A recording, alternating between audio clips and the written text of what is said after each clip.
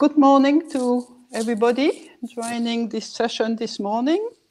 It is my great pleasure to introduce our three speakers for the beginning of the day. They are all exceptional in one way or another. And our first speaker will be Anna Bravo. She's a specialist in veterinary pathology at the University of Santiago de Compostela. She's also very active internationally, among other things, in quality assurance and accreditation. Our second speaker will be Antonio Loprieno. He's an Egyptologist, but is able to read a very large number of old script from the Middle East, and is the former rector of the University of Basel and presently president of ALEA. His academic career includes the University of Göttingen, University of California, LA, University of Basel, and the Jakobs-Bremen University in Germany. Our third speaker will be Jean-Pierre Bourguignon. He's a well-known mathematician, specialist of differential geometry and the mathematical aspect linked to theoretical physics. He was the ERC president between 2014 and 2019, and he now also occupies this position at interim. The floor is yours, Anna, to start this day's session. Okay. Thank you very much, Sabine. Well, I will start my argument on the possibility of the end of disciplines in biomedical sciences. So I'm trying to put this. Could you see this? Yes. Okay, fine. Well, okay. Next one. Takes a bit.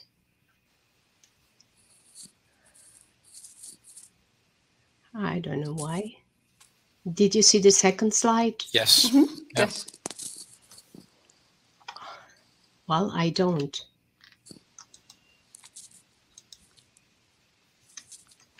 Sorry. Yeah. Okay.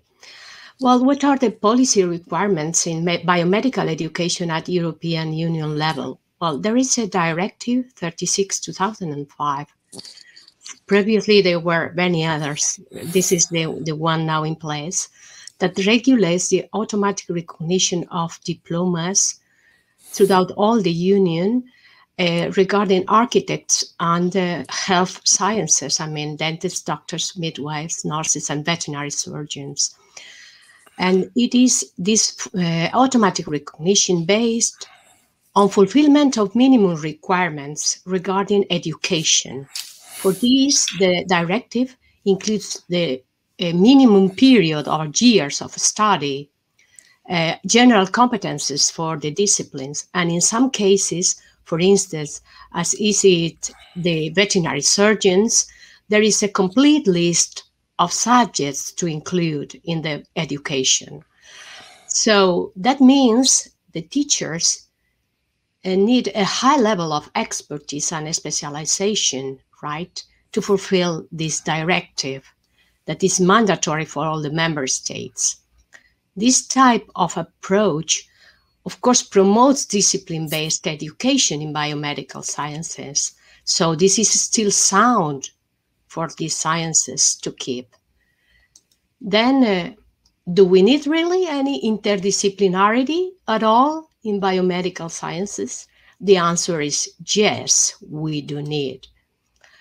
Well, the One Health approach or initiative is a worldwide initiative that aims to promote the collaboration and communication in all aspects of a healthcare for humans, animals, and the environment. Because they are interconnected, they cannot separate. It has proved, this initiative, that the collaboration between the disciplines, the different professionals, improves a lot the healthcare, the medical education, the public health, etc. So when fully implemented, it will save millions of lives. So this is very important right now. One of the aspects that are really triggering the promotion of the One Health concept and interdisciplinary education in Europe is the fight against zoonoses, that are the diseases transmitted from animals to humans. Let's say that 60% of the diseases in humans come from animals, and 75% of them are the new emerging diseases. Some of them, they are pandemic. For instance, we have now the SARS-2, which is the COVID-19, but this is just one example of very many that you have here listed. So in order to efficiently fight zoonoses, public health requires of interdisciplinary education. Then, to develop One Health education in biomedical sciences and disciplines, we do need interdisciplinary collaboration to give place to prepare qualified biomedical graduates that could face all the changing problems in animal and public health at a global level. I will put you an example that we studied in veterinary education. We just published last month online in Journal of Veterinary Medical Education a paper about the degree of implementation on One Health interdisciplinary training in the veterinary schools in Europe. We circulated a survey in Europe. This paper will be with free access by late April.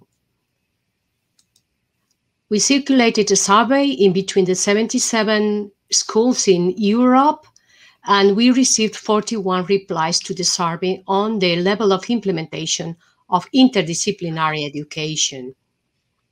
You can see here that 32%, 13 schools are already implementing interdisciplinary education for undergraduates, and the school is training students together in some subjects together with the medical schools and basic sciences. In a lower level, they are also working with other disciplines like pharmacology, environmental and social sciences, and with other departments, for instance, institutes of public health. With regard to the implementation of the interdisciplinary education, it is developed in the first years of the curriculum, in the middle of the studies, or in the last years of the studies. 3 of these schools are implementing this throughout the whole curriculum, and this could be in core subjects or in electives. I cannot see the next one. I don't know what is happening now. I will do this manually. Okay, so we saw already in our paper, we received some information from the schools about the hurdles toward the implementation. And some of them are, most of them refer to legal or university regulations that prevent a lot interdisciplinary education. Some other times is structural difficulties, or even the reluctance of academics and sometimes the students to receive this interdisciplinary education. Mainly, they see it difficult to have teaching fit for purpose for multidisciplinary audiences. So we also received some input from the schools on the benefits of interdisciplinary education. It is good for students and for the professionals. For instance, prepare professionals to cope better with complex health problems, and for the society too, and even for the academia, because there is an optimization of human and financial resources, and this enhances a lot the quality of research. So I just finished my point, so I think that we can continue with my co-speaker, Antonio Loprieno. Thank you.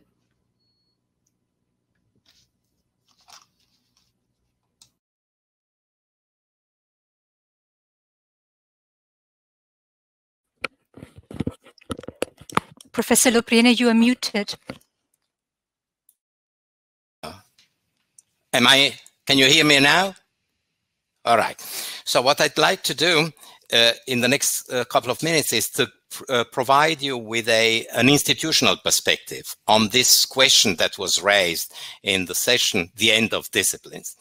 And so the first observation that I have on this regard is that when we speak of disciplines in Europe, and of their placing and location within the university, we are speaking of three very different models that are sometimes superposed. We have one model which has come to be known as the Humboldt model, in which in fact the discipline is the very structure, the basic structure of the university, the institute or the seminar, typical of the Central European tradition. In the Anglo-Saxon tradition, we have a different approach. We have approach have an approach which is usually based on the idea of a college which provides general education and in which disciplines are, as it were, already organized in an educational package when they are delivered to students. They are not, as it were, independent entities. And in the French tradition of the Grandes Écoles, in fact, the ultimate purpose of third degree education is to provide a diploma, basically with technological competencies, in which the different disciplines are organized within the view of a professional achievement and of a professional perspective. This tripartite system of European universities education and placement of disciplines within education has been institutionally transformed since the 90s through a series of procedures. And I just mentioned, the emergence of the European University Associations as a response of all these transformations that have taken place, and that the Bologna reform represents, as it were, the most symbolic element of.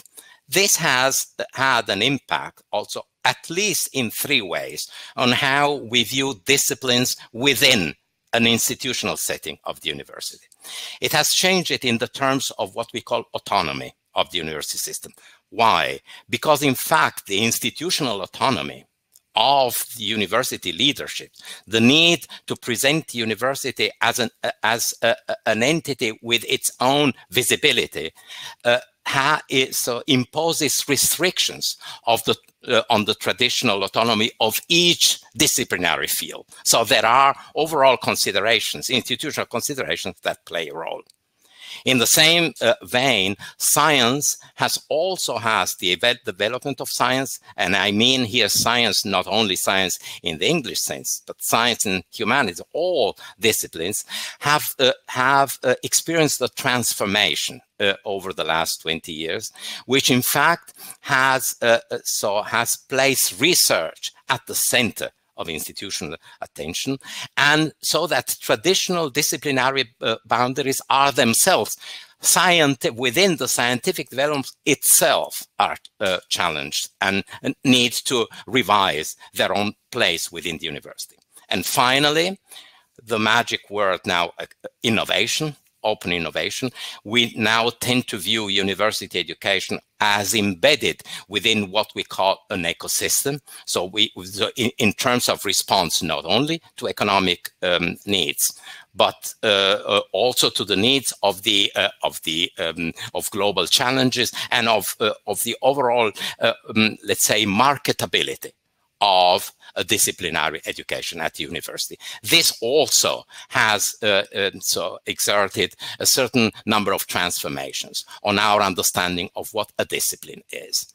The result of all these pressures of stakeholder perspectives on the university has been the emergence of very different forms of translation of disciplinary concerns at the institutional level.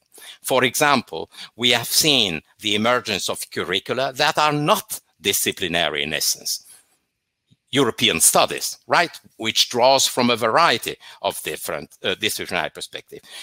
Conversely, we have also seen the academic disciplines, such as my own, which lose autonomy as university curricula because they are simply too small or too specialized without being inserted into a broader institutional perspective.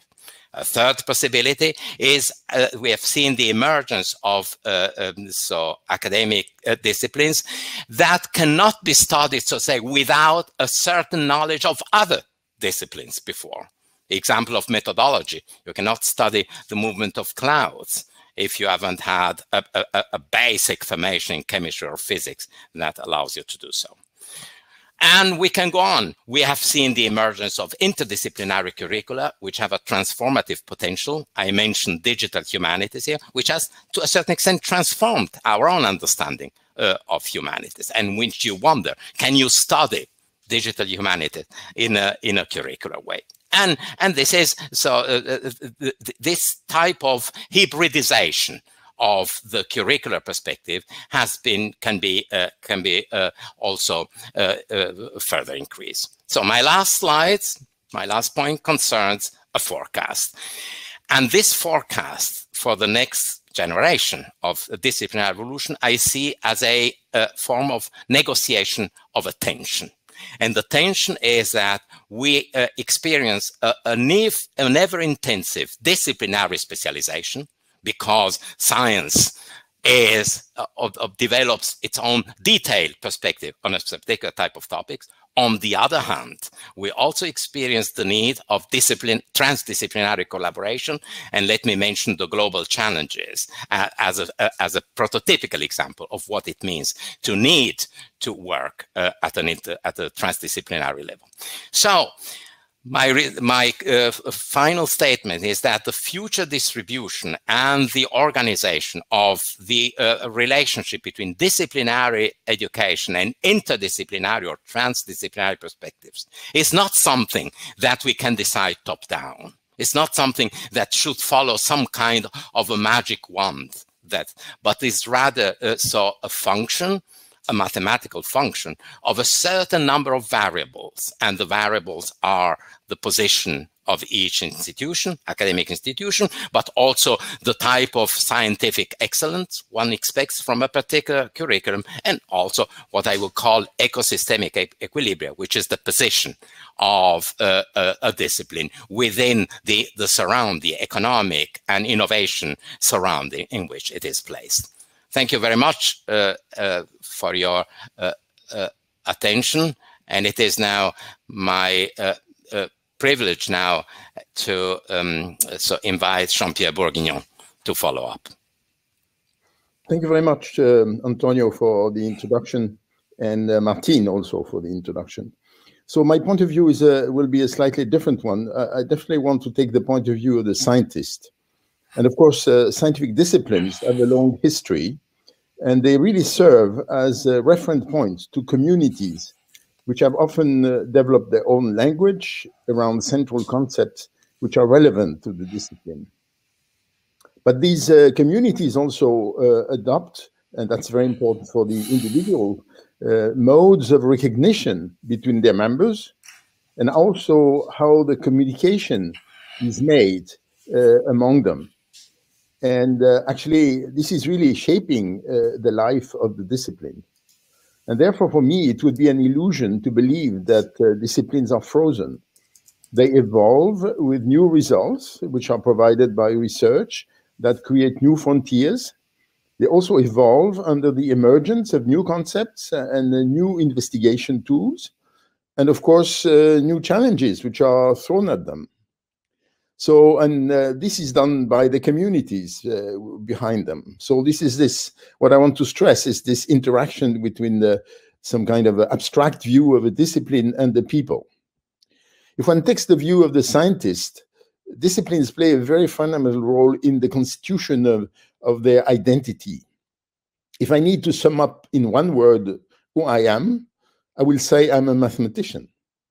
But this doesn't tell much on my personal itinerary, but it certifies that I know and operate according to a certain number of codes and values to which the community of mathematicians agree, and as it developed itself over time. But of course, this doesn't say anything, for example, on the links I may have to other communities, when actually such connections have been an essential part of my activity. So the permeability and openness to other disciplines than the one that makes your identity has become more important today, as we're living through a very dynamic period from the point of view of the development of science, with new disciplines emerging, with the necessity to mobilize knowledge, approaches, problematics borrowed from several disciplines to deal with complex problems. So Antonio already pointed to the question of really climate change and environment. Clearly, I mean, it's impossible to call them disciplines because they call upon so many different, as I said, knowledge, approaches, and problematic that actually people working there, first of all, they have to work in teams, but they have also to work in teams that really are able to talk to each other. That's fundamental. And of course, if you consider that working in silos in disciplines is actually dangerous, you need to find antidotes to this. And so the critical antidote to the limitation that could be induced by a strict organization of the scientific activity in disciplines, for me, is that students should be exposed early enough to the language, the modes of thinking and working of other disciplines. And some years ago, Patrick Abisher, then he was president of the École Polytechnique Fédérale de Lausanne, EPFL, stated what he called the orthogonality principle. By this, he meant that teaching and research should be organized according to different principles. Teaching should be organized according to disciplines, and research around institutes, choosing a meeting point for researchers working on themes representing often a problematic that is not covered by a single discipline. And of course, this meant in particular that a given researcher could be working in two different research institutes, although as a teacher, he would be in one discipline. So I think I like this approach because in many institutions, and of course Antonio stressed this institutional approach, really a number of institutions organize themselves under the principle of département de recherche et d'enseignement, so teaching and research departments. So for me, to acquire a scientific identity, it remains essential that scientists keep their anchoring in the discipline at which they know the codes. But they may have to migrate to new horizons if another discipline, possibly a new one, attracts them and becomes their new home. They should not limit their capacity to collaborate with other scientists or engineers or policymakers belonging or identifying themselves as belonging to other disciplines. Thank you very much.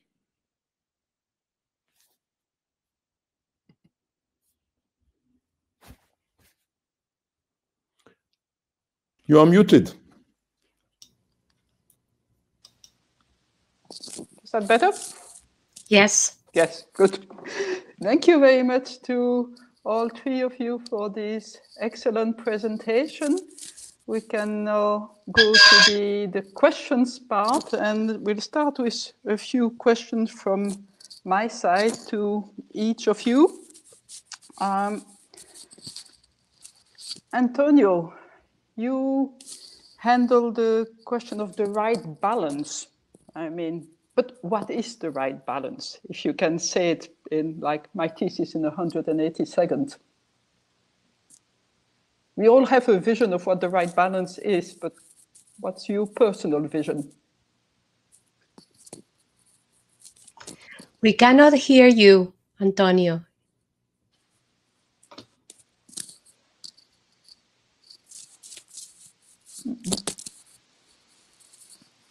Antonio, you have to unmute yourself, right-hand side, the bar, the microphone icon.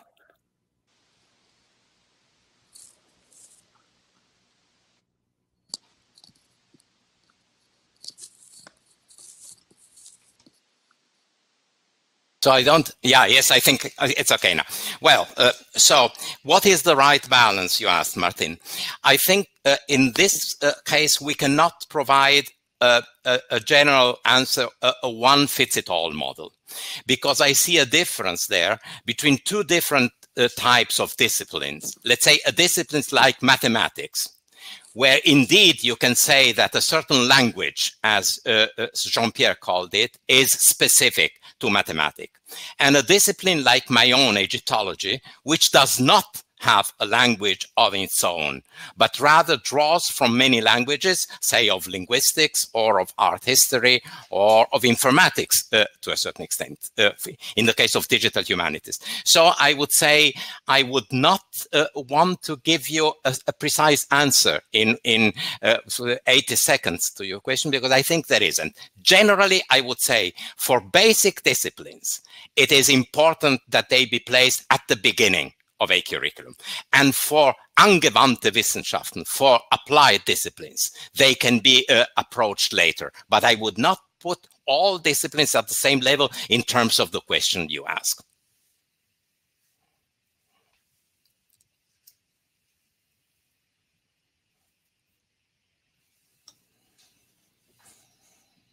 We lost our leader. Yes. We lost Martin. Yeah, we are now, so to say, leaders without our boss. So anyway, I'm not sure, because I think that you are talking about disciplines like subjects. I mean, sometimes I'm hearing you and I have a different understanding. You know, you are talking about basic disciplines. You are talking about basic subjects.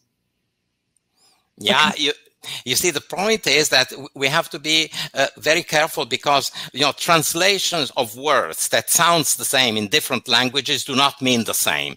The Exactly. very word university doesn't mean the same in all languages. And discipline, you know, the German Fach means something else than discipline in English. So what you call subject is, in fact, in the Germanic tradition, in the Central European tradition, precisely a discipline, as it were. And so, and that makes it somewhat more difficult to really separate, because, you know, ancient Egypt would be a subject in your in your definition, but it is in fact an academic discipline. It has become this way in this. Okay, I think that we have Martin back. Yeah, Yes, very well. yes, sorry. Yes. Okay. Yes. Okay. I'm back. Sorry about that. No, but we discussed very well without you. We decided everything. I'm sure, Antonio. So now it's up. The floor is yours again. The floor is me. Okay, good. I also had a question for Jean-Pierre. And it's a question that relates to the curricula of the ideal students, if that exists. I think there's many ways to be an ideal student.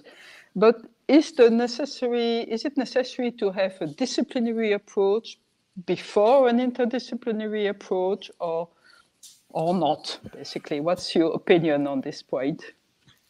Well, my opinion may be marked by the fact that I'm a mathematician, and I think it's very difficult for a number of disciplines to really be trained without any absolutely zero knowledge of, for example, mathematics, if you want to do quantitative studies. So for me, I would believe that I would really consider very important that students really have some kind of a core training in something you would call a discipline. But something which has really evolved recently is that students should be early on exposed also to projects. And these projects, most of the time, they cannot be really framed in one specific discipline. And these projects are an extremely good opportunity to have them really exchanging, discovering how other people work, really exchanging, learning new methods of working. And so I think for sure the core should be, in my opinion, in the first years of university on one discipline, but immediately people should be embedded into other experiences, that is both listening to lectures in other disciplines and also at the same time working very concretely on projects with people doing other things, more broad things, and so on. Thank you. Anna, I will follow up on kind of the same theme. In your field, is it so that you can start with interdisciplinary early on in the curriculum, or would you say you need this basic knowledge because of, you need technical skills and things like that that have to come beforehand? How do you see the building block in your field compared to what has just been said by Jean-Pierre Bourguignon? Well, I do not agree fully with Jean-Pierre, because in the case, sorry. Oh, yes, I'm not mute. So because in biomedical sciences, you may start very well to interdisciplinary education in very basic subjects. I mean, biochemistry for biomedical sciences could be taught with students from medical schools, veterinary schools, nurses, and midwives, etc. You can have pharmacists, you can have all the students together in the same room, and there would be not any problem. I think regarding identity, you have the identity when you finish your discipline. Yes, I'm a human doctor, I'm a vet, and so on. But identity do not need of be fixed in the first years of the curriculum. In some schools, it is easier to implement interdisciplinary education with the basic subjects that have more in common in between the disciplines. But sometimes it is very useful also to implement this in the middle of the studies or at the end of the studies, when you have to deal with complex problems. Then you may be a human doctor, but maybe you need a computer if you want to change a joint in a patient. So you may have to work with engineers to develop something like that. Or if you are in public health, you need to talk with mathematicians. You need to apply epidemiology and programs to know how an infectious disease would evolve in a society, considering these data. So we are open to everything. We are learning a lot about interdisciplinarity and the benefits of it, and you can implement it from the first year of the curriculum to the very end of it. Mm-hmm. Okay, yeah. So thank you to all three of you for these answers and ideas. I will now, you have to excuse myself, I have to look at my handy to get the questions from the audience to you. So if I stop looking at the screen, I haven't forgotten you. One question is, probably more than 90% of key skills are the same across science and humanities. Do we define ourselves by difference or communalities? Antonio, I think that's for you. I'll be happy to comment on this very interesting observation, because in fact, here too, I would distinguish between what would be needed from a sensible, scientific and intellectual point of view, and what has come to be about in terms of academic structures in academic institutions. From a theoretical point of view, and from a conceptual point of view, there is no doubt that the observation of the colleague is correct. In fact, we can speak of a mathematical language, and the mathematical language is basic to, well, coming close to 100% now of the discipline. We could say if we are pessimistic, we could say only 80% of the discipline, but more and more the quantitative perspective, the statistical perspective, the digital perspective are getting into humanities as well. So this language needs to be conveyed as soon as possible in terms of the development. On the other hand, there are also competencies that are more specific of what Anna would define as a subject, as an application of these disciplines. And here, the history of university involvement is that even in the humanities, for example, which have indeed a common language, you know, a common, we call it hermeneutic language of interpretation.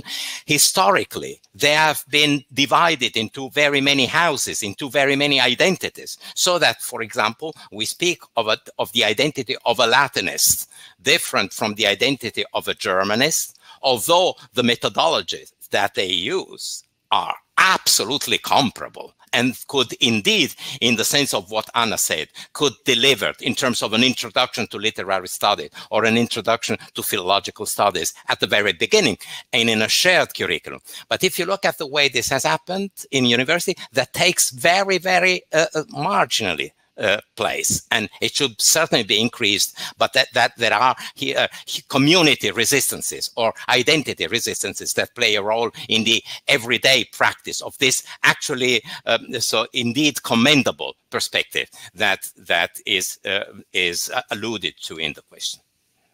Good. Thank you, Antonio. The next question I see here, I think it's good for Jean-Pierre. Should we reintroduce focus on progress instead of innovation?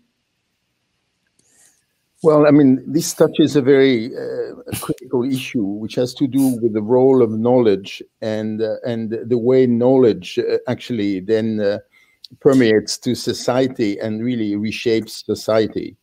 And it's very clear, and actually we are living through that with the pandemic. If you look at the new vaccines, which really now has shown fantastic efficiency, which is the so-called mRNA vaccines.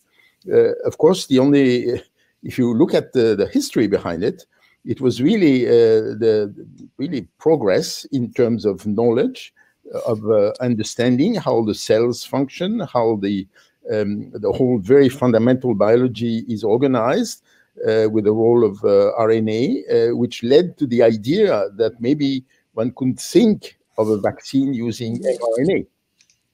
But for a long time, it didn't work, in the sense nobody was able to actually pass it on to the medical side fully. By the way, along the way, and then you touch innovation, it was clear that if you wanted to go from this knowledge to really a vaccine, you would need technology, because it's very clear now for more people than before that to produce such a vaccine requires very specific technological tools, which have to do with the temperature at which you can produce and things like this. And so it shows that without the knowledge, you cannot certainly get to the next stage. But in the end, if you want to deliver something to society, knowledge is not enough. You have at the same time to develop really technology. And of course, if you are in the situation where what you have to produce is massive, it becomes an industrial challenge of a fantastic order of magnitude. So you see, one thing which I tend to stress in this context is that you need to create these chains. And then the key point is, how do you make people from this different world to recognize each other, to work together, and to really make the chain workable. Mm-hmm. But without the basic knowledge, which very often is developed for its own sake, and with no immediate purpose of application, you will never get to the other end. So I think the danger is to really say that you can innovate without knowledge, but the danger is also that knowledge is enough, and it will, if you want to deliver to society, this will happen no matter what. It's not true, because very often you need to create these links. Thank you. Maybe a question now for Anna. Yeah, I have. How could be prevented that the disciplinary specialization and transdisciplinary research do develop into two different worlds? How to maintain communication between the two of them? Well, in the case of biomedical sciences, education and research are very linked, because biomedical education is evidence-based. And evidence-based, we have to apply evidence-based medicine anyway, with animals, with environment, or with humans. So evidence-based means that it's research-based. So all the treatments, all the procedures, all the statements we teach at the schools are evidence-based. There is a mega data about health sciences, and we do apply this. We do not invent a treatment or a diagnosis procedure or a protocol that is not really founded in research. So there are not fences in biomedical sciences between education and research. They are really coming together. So there is no risk at all for the interdisciplinary education and the imbrication with the research. In fact, most of the research groups in biomedical sciences are made up of different professionals coming from very different disciplines. They are not coming from only one discipline, and we are used to it. So I don't see any problem at all. Mm-hmm. And the next question actually keeps on the same stream, and it's addressed to Antonio Loprieno. Isn't there also a temporal dimension in education?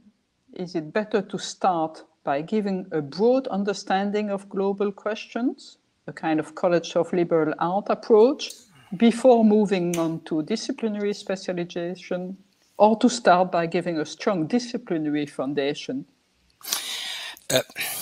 Well, here I would also want to put the historical perspective. This question is a typical question that we ask ourselves now, because when we come to the university right now, we do not have a common language, okay?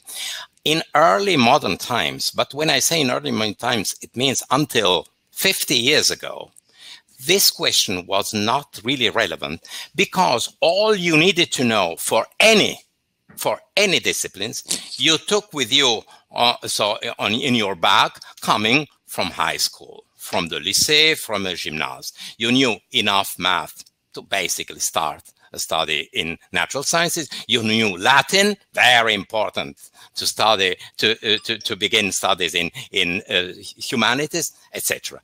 Now, this common shared knowledge, basic knowledge that gives you access to a broad variety of fields does not exist anymore. Our society has become more diverse. Our curricula at the secondary schools have become very, very oriented towards the communities they serve, which is a great thing.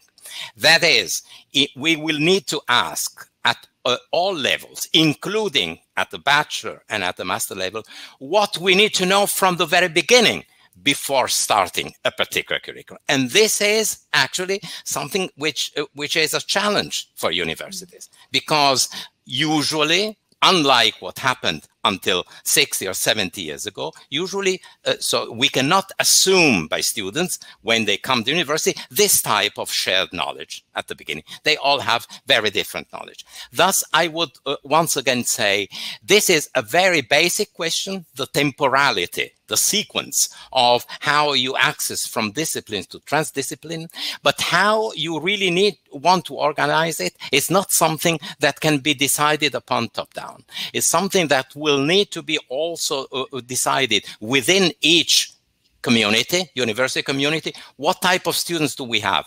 What type of excellence in a particular field do we want to reach? How many things do we want to really consider assumed from the beginning, and how many things do we want to know? You know, so I can give you a personal experience.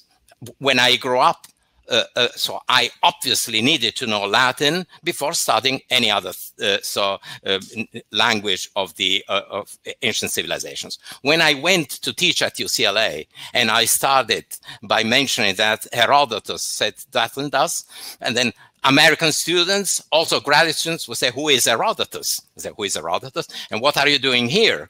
Well, yeah, but they were extremely qualified, but in things that I was not really prepared to consider basic for the study of Egyptology. So here too is an issue, I would say, of negotiation. Is an issue in a world of transformation in which academic leaders, specialists in the disciplines, will need to discuss what is sensible in a particular context, how to organize this sequence of information. Thank you, Antonio. Next one, I think, will be for Jean-Pierre. Do you see a danger of transdisciplinarity becoming a goal pursued for its own sake, rather than in order to achieve certain scientific goals, driven also by requirement in research funding? Well, I do see a danger there, and for the reason that, in a sense, it's connected to so many people being impatient of getting results. But you see, results, sometimes you can build, it's easy to build some kind of a path to the result. And then, of course, you can, in a very top-down way, say, here is what I want to achieve, and here are the forces I'm mobilized to do that. But we all know how much serendipity makes a huge difference in a number of cases, in particular in terms of breakthroughs or really, I mean, things which really change completely the landscape. Basically, in all these cases, this was not planned, and it comes from very often from a completely different perspective. And therefore, if you concentrate and really limit the funding or limit the training to things which are considered relevant to deal with some issue, you are going to miss really the target, because you are going to miss what is going to make the change, what is going to make the breakthrough. So I think it's extremely important, both at the training level and at the funding level, to really keep a good balance between things which really are, in a sense, focused on priorities, which of course very often come to society because they are really immediate challenges which need to be faced, and some completely open channels that I would call bottom-up, and just leading researchers to pursue their curiosity. Sometimes they are dreams, sometimes they are crazy, but, and of course, the main difference between the two, one is completely, in a sense, streamlined and focused, and the other one has to be, people have to be ready to take risk. And the scientific community altogether is not so good at taking risks. So you have to push the scientific community to accept to take risks. And this should be done by really giving means and trusting some scientists to come up with very disruptive views on things. And you need to have enough room to explore that. So you can imagine my function at the European Research Council, this is a permanent battle to make sure that this bottom-up approach is receives enough space. Because the tendency from politicians is to say, here is a problem, please solve it. And of course, it means providing you also with a path. Of course, this path is very often reasonable, but it could be that the solution is going to come from a completely different approach.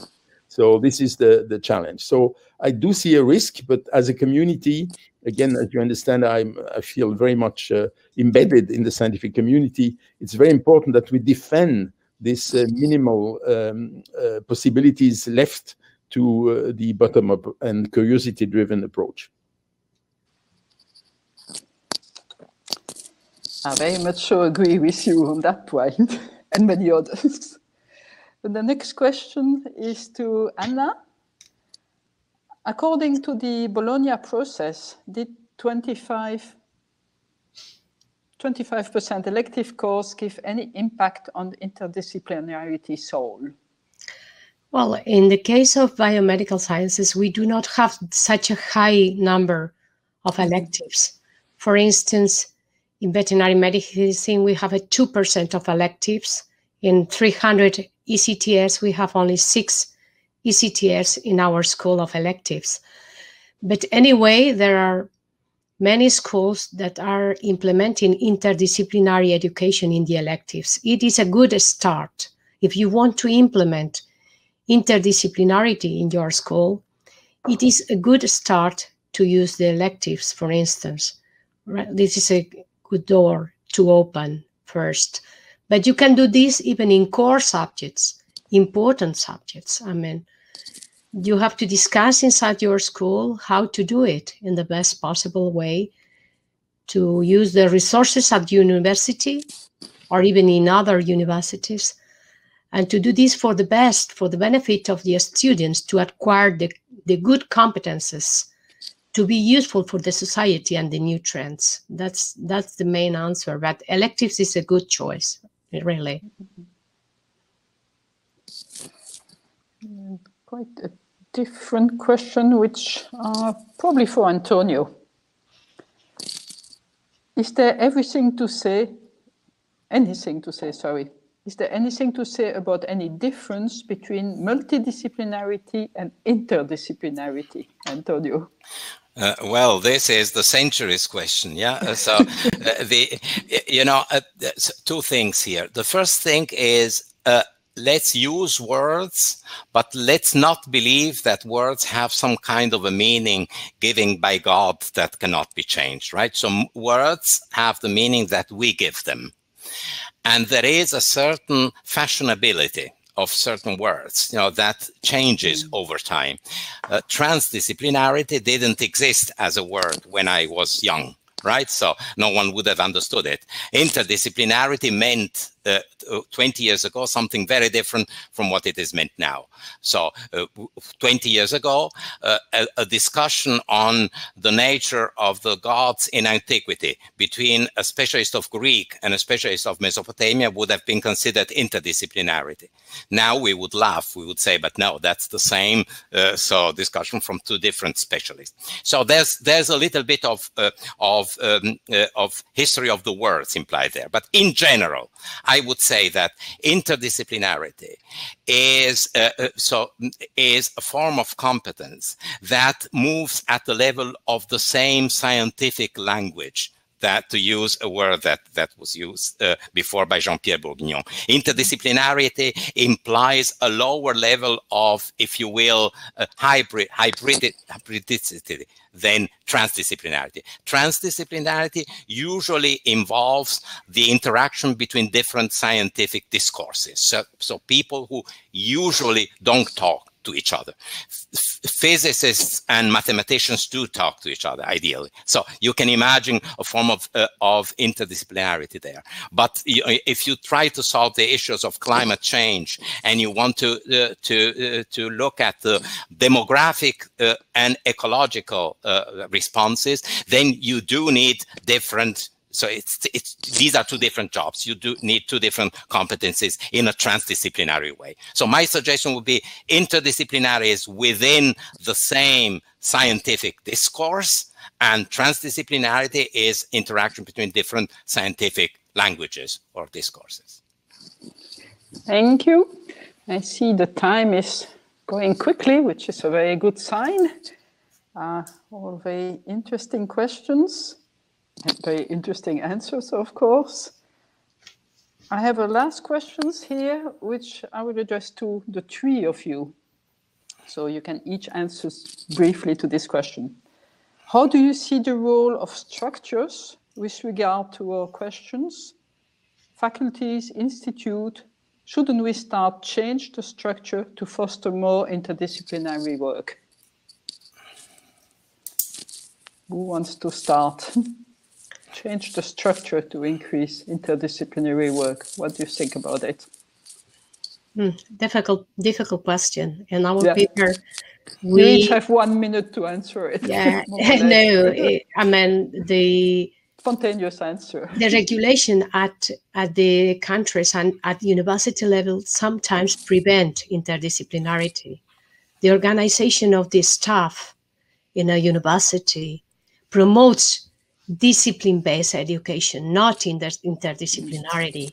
So there could be some ways to change the mind. I mean, to use more the guest speaker or the resources. I don't know why. Each university has to think about it. But the main hurdles to start are coming from inside the university laws and the rigidity of the structure at university level. Mm-hmm.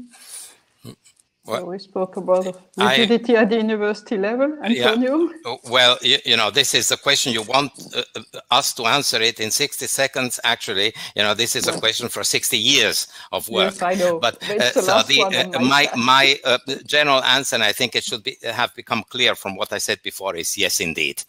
The structures and faculties that we have right now are the result of this tripartite evolution of the university in the 19th century that I described before. Ostensibly, they are not in line with what we need now in terms of organization of science and instruction. So I can only appeal to university leaders to be open, and to communities, to the communities of researchers who pressure very much in terms of keeping old structures, to be very open towards changes in order to be more responsive to this transformative situation in which we are now. Jean-Pierre? I will bring again the point of view of scientists, I mean, as a group, and because I think one component which has not been mentioned at all, but which I think is very important also in this discussion, is the mutual respect of scientists from the different disciplines. And I must say, again, in my job at TRC, this is one thing which from time to time, I'm a bit disappointed, because people tend to believe that the opinions which comes from another group doesn't have the same weight as their own opinion of specialists. And I think this is very dangerous. And I think if universities could make sure, by creating the right spirit between its professors, its researchers, that really you should pay basically equal respect to the various domains, to the various approaches, that could be an important step to make this actually feasible. Thank you very much for your answer. I remind from this, well, I will remember from these sets of position some keywords like curiosity-driven research, be able to dream. You might not have formulated in these words, but that's what I take out of it. Be able to take risk, and be trusting in mutual respect, but don't be afraid of disruptive event. I think this is my own summary of all your intervention, which were indeed very interesting. It was a great pleasure for me to chair this session, and I believe we've come to the end of our time, more or less to the second. So I also have to thank you for your brief but very interesting answers all the way through this discussion. Thank you very much. Thank you, Martin. Thank you all. Bye-bye. Thank you very much.